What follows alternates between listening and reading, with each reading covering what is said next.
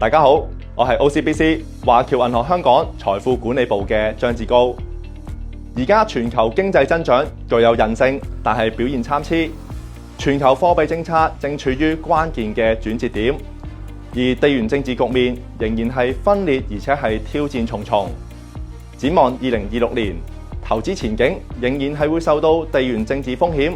貨幣政策同埋經濟增長放緩等等嘅因素影響。投資者應該點樣去配置資產，以應對市場嘅不確定性呢？今日我哋好榮幸邀請到威靈頓投資管理香港中介業務拓展副總裁盧朗柏先生 Adrian，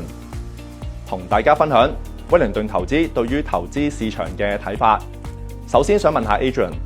環球股市喺2025年表現強勁，威靈頓投資預期2026年整體股市可唔可以延續升浪？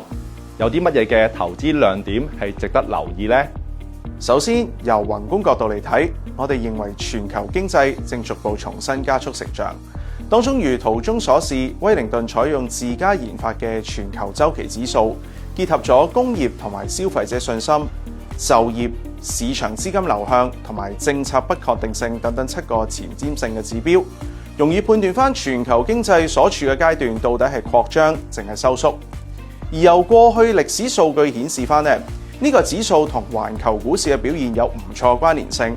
而全球經濟自去年年中開始增長出現回升同埋再加速嘅跡象，因此我哋認為寬鬆嘅財政同埋貨幣政策同埋大而美方案落實推出等等嘅因素可望奠定翻基礎，同時有利翻帶動環球股市走高㗎。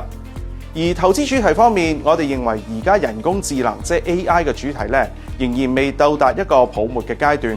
目前嘅 AI 投資仍然處喺早期嘅階段。咁其中以資本開支比例計算嘅話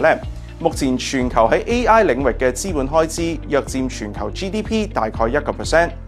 歷史上嘅投資週期通常要喺達到 GDP 嘅2%到4%嘅時候先會逐漸減少㗎。相比起90年代末期嘅美國科網股泡沫，目前嘅 AI 投資亦都係處喺一個早期嘅階段。而相比起日本80年代嘅資產泡沫目前嘅 AI 市場亦都未出現呢種類型嘅瘋狂㗎。咁同時我哋認為美國市場而家已經由少數嘅科技股擴散到去其他行業，因此除咗美股7項之外，將會有更加多嘅投資機會㗎。市場仍然預期美國聯儲局嘅減息行動將會喺2026年延續。除咗股票之外，債券資產係唔係值得投資者留意呢？我哋認為環球債券方面今年都有唔錯嘅投資機遇，主要係目前美國息率仍然處喺一個高位，加上美聯儲年內亦都有望穩步減息。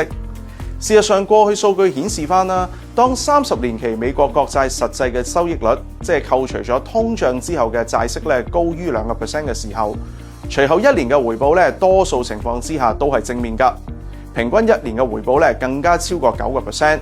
代表翻環球債券唔單止能夠為投資組合提供收益來源，亦都有機會會喺未來發揮穩定同埋分散風險嘅角色。而進一步嚟睇唔同類型嘅債券，無論係投資級別嘅企業債，淨係部分高息債券而家目前嘅收益率水平，亦都即係圖中深藍色部分大多處喺50以上，都係屬於過去歷史偏高嘅區間。不過同時需要注意翻同美國國債息差嘅差距亦都係即係圖中淺藍色部分，則處於過去歷史最窄嘅水平，顯示投資翻睇呢類型較高風險債券所能獲取額外嘅回報並唔係十分吸引㗎。因此投資喺企業債同埋新興市場債券嘅時候需要小心選擇，以免因小失大嘅。2026年投資市場上面有啲乜嘢嘅挑戰係投資者要留意？有啲乜嘢嘅應對策略呢？展望翻股票市場，我哋認為投資者唔應該只係着眼喺美國股票。喺美國以外嘅市場相對喺過去數年增長股表現領先價值股，其他地區例如歐洲同埋日本嘅本地企業同埋周期性嘅價值型嘅股票表現反而更為理想。咁加上美元喺今年表現可能會持續橫行或者係回落都會有利翻美國以外地區嘅股票表現。咁投資者亦都可以多加留意啦。而喺目前投資環境之下，行業板塊輪動有所加快，同埋更多市場不明朗嘅因素之下我哋認為投資股票嘅時候，除咗着重企業增長同埋估值上升空間帶嚟嘅價格增長機遇之外，更加應該留意返公司嘅質素同埋企業盈利狀況是否持續改善，同時兼顧兩者之下將有望喺波動市況之下有更加穩定嘅投資表現。多謝 Adrian 嘅分享。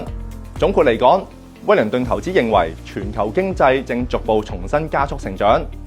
寬鬆財政同埋貨幣政策以及大而美方案落實推出等等嘅因素，都係有利於帶動環球股市走高。而債券方面，威靈頓投資認為環球債券都有唔錯嘅投資機遇，主要係目前美國嘅息率仍然係處於高位，加上聯儲局年內亦都係有望穩步減息。今次嘅分享嚟到呢一度啦，大家敬請留意片尾部分 OCBC 華僑銀行香港同埋威靈頓投資嘅免責聲明。如果對有關免責聲明嘅內容有任何問題，可分別同我哋或者係威靈頓投資聯絡。